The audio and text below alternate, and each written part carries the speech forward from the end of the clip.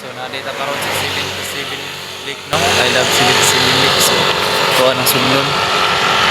Tuod ang entrance fee diri ang bata 10 unyang adult 20. So atuan ng sudlon. So kung makita ninyo no, atuan ang gisulod ang 77 Lake. So mingaw lang siya diri ano. Kung makita ninyo, dul ra sa highway ug nindot gyud siya view. So balik gikan ni diri sa ako ang mga classmates sa una. So karon nakabalik ra gyud pod.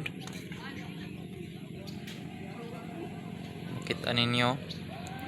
Ug diri atong niya ginapod to sila fish pan karon wala na. Nang horot na sigurong tilapia pero nagyapon ni isda nilang kuan.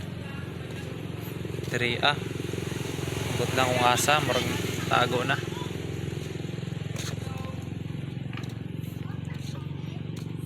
So tuwara na ako mga classmate no. 6 ko na, suroy na. So nindot yun siya no. So tuwara dito ang logo sa I Love Lake 77. Grabe din siya kahawag no. Kunya dakuay nga lake. Kung makita ninyo. Ito pa dito.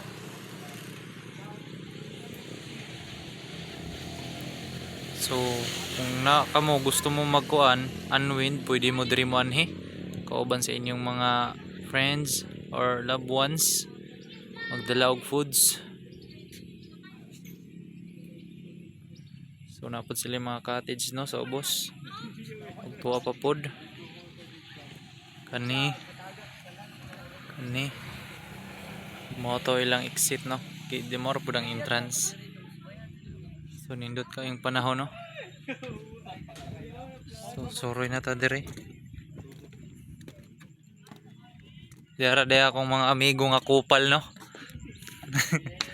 Kumusta mga kupal? Kupal ka boss. So niya diri taman day atong video karon no. Oy, kalibangon na Jonas.